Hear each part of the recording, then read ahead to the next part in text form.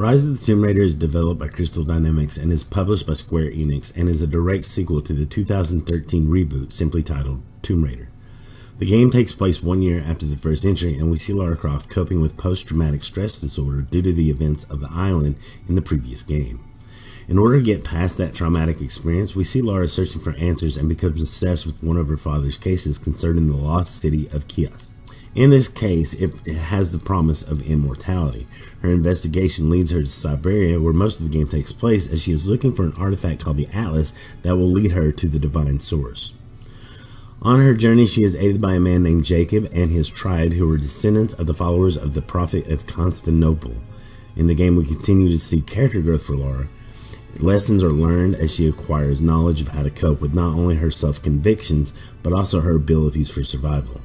One of the greatest parts of the game is the tombs that actually have a benefit this time for being explored. These constructs are usually large puzzles that, once completed, give Lara a codex that reveals how to do skills that she already knows how to do in a more proficient way. From the green lush valleys to the snow-covered peaks, the game is truly a breathtaking experience visually. With a narrative, while not as good as the previous game, it's still great in its own right. The voice actors really bring their A game, and you continuously want to learn more. Every mechanic works better this time around also, whether it be traversal and mobility, combat, puzzle solving, or surviving. The more Croft does, the more confident she becomes in her own abilities, and the better she is at executing these moves. Of course, this continuing on from the first game and also being heavily tied to the narrative.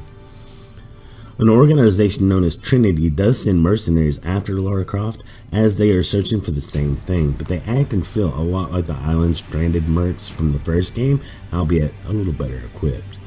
I am still amazed how Crystal Dynamics is able to cram all these large set pieces into a game that is pseudo-open world.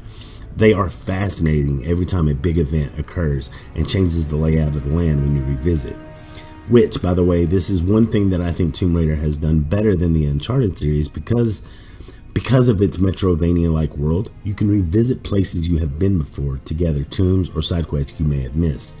To be fair, Uncharted is more of a globe-trotting, which offers more scenery, but it was nice to be able to 100% something on one save file instead of having to have a second or third playthrough just to make sure you got everything. I'm not one of those completionists, and I usually don't worry about these types of things, but I know some friends and other players who do care and appreciate when it's more convenient to do it in one playthrough. This has been one of my favorite experiences this year, allowing me to give the game a 10 out of 10. It's not quite as good as the first one as far as narrative, but on every other front it succeeds. A legendary score for a legendary icon in action-adventure games. Just a little side note, this is the second of 3 10 out of 10 games that I reviewed this year, and Rise of the Tomb Raider doesn't just rival all the Uncharted franchise, but any other game that came out this year. It is that good. But that's my opinion. What did you think? Let me know in the comments. Don't forget to leave a like on the video, and if you're new around here, please subscribe for future content. Remember that I love your faces, and I will catch you on the flip side. But until then, have a good one.